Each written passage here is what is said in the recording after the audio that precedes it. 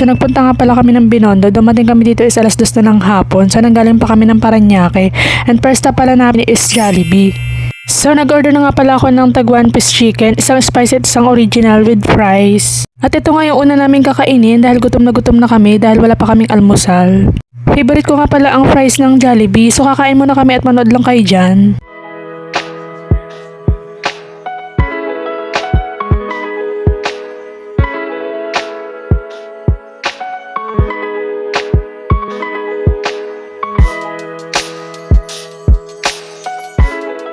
So tapos na nga kami kumain sa Jollibee at second stop namin is ang Biten. So dito kami sa loob ng store, bumibili lang kami ng hopi at saka ng pop beans.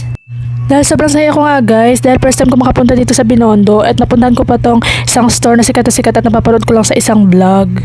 At nakakuha na nga ako ng pop beans, murang-mura lang guys dahil 35 pesos lang at saka sarap na sarap ako dito dahil bata pa lang ako kinakain ko na to. May parang masarap yung hopi. Hopi ang munggo. Munggo. Meron din mga sampalok.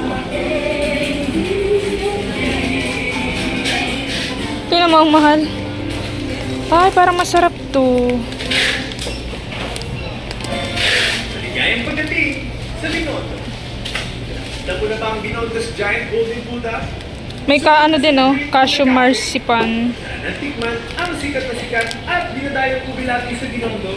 Mahal 155 pesos.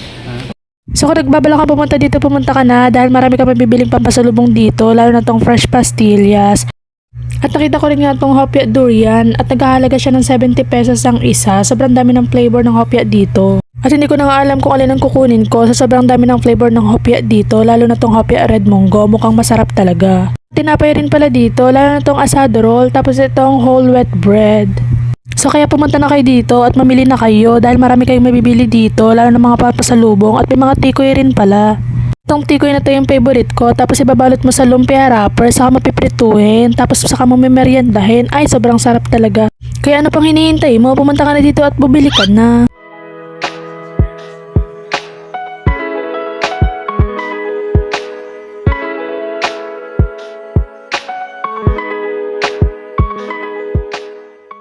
At ayun na nga, kakaikot namin dito sa Binondo, nakita ko tong fried siopaw, kaya naman na-curious ako, nag-order agad ako ng dalawa at 35 pesos nga pala ang isa. At isa rin ang fried siopaw sa mga famous na pagkain dito sa Binondo at dinarayo rin nga pala ito ng mga vlogger at pinipilaan din. At nakuha ko na nga yung 2 piraso na binili ko, kaya naman mahanap lang kami ng pwesto para doon kami kumain. Nakahanap lang nga kami ng pwesto at tuwang-tuwa ako dahil kakain na kami. Mainit pa siya kasi bagong luto. So, titikman na natin siya. At ayun na nga, kinagat ko na yung fried siopaw at sobrang init, hindi ko manguya ng maayos. At yung laman niya sa loob. Baboy. So, isang flavor lang siya, guys.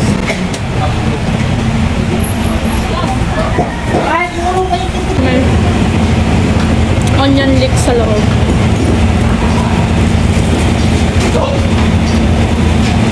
At kinain na niya na nga yung siopaw niya at nagtaka ako dahil 7 out of 10 lang ang kanyang rate.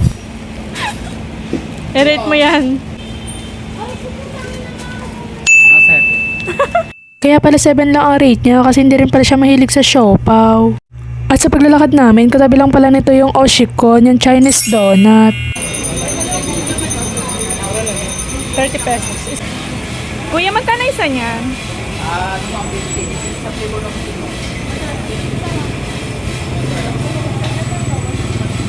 Isa na ito sa sikat na pagkain dito at saka naman na-excite ako na tikman. At nag-order na nga ako ng isa dahil 30 pesos lang naman, kaya naman niluluto na ni kuya. May mga iba pa nag-order at nakapila din. At ganun pala lutuin yun, pinapagilong-gilong lang sa mantika at nagbayad na rin nga pala ako sa cashier habang hinihintay ko yung pagkain ko.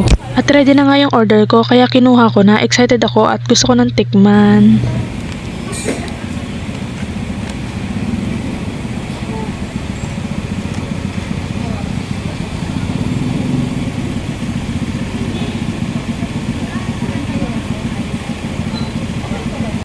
Unang kain pa lang, sobrang sarap at saka sobrang lutong pa, kaya naman din ako nakatiis, kumain ulit ako ng pangalawa. Binudburan nga lang pala siya ng asukal. O di ba talagang makikita mo sa mukha ko na talagang sarap na sarap ako sa kinakain ko, kaya naman tinago ko ulit yung iba at mamaya ko kakainin dahil gusto ko pang kumain ng ibang pagkain. At bumalik na nga kami, binilisan ko na nga ng laka dahil gusto ko na kumain at tikman yung dumplings.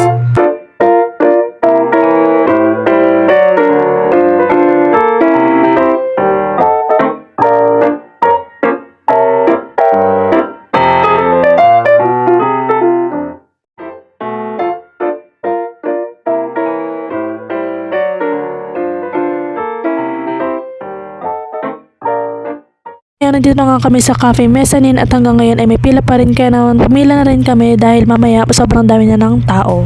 At habang nakapila nga kami guys, biglang may lumapit na matandang babae at nangihingi ng pambili ng pagkain, kaya naman binigyan ko siya ng 10 piso at least sa maliit na halaga ay nakatulong ako. At nandito na nga kami sa loob ng restaurant guys at pumipili na ako ng orderin ko. So guys, ito yung menu nila. Ito yung sikat na food na ano dito. Itong Xiaolong Bao.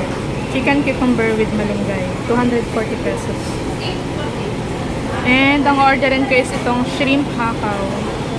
Sa'yo, anong order mo? Anong orderin mo?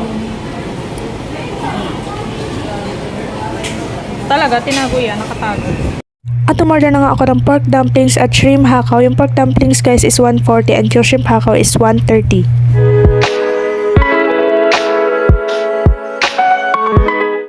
Pork dumplings, and ito yung sauce niya.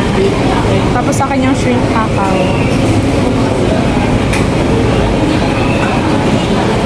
Nilagay mo yun dito.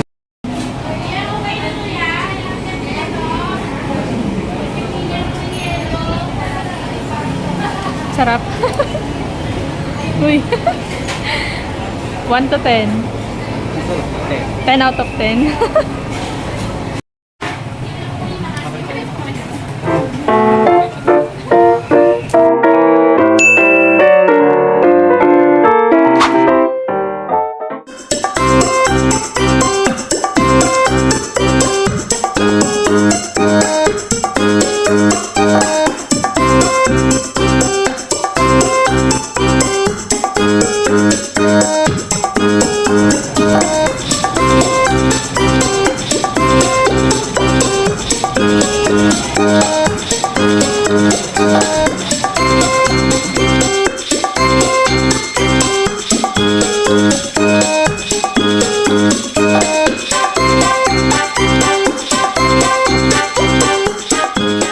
So yun guys, dito ko na tinatapos yung vlog and sobrang sarap ng pagkain dito, kaya pumunta na kayo dito guys and please like, comment and subscribe. Thank you!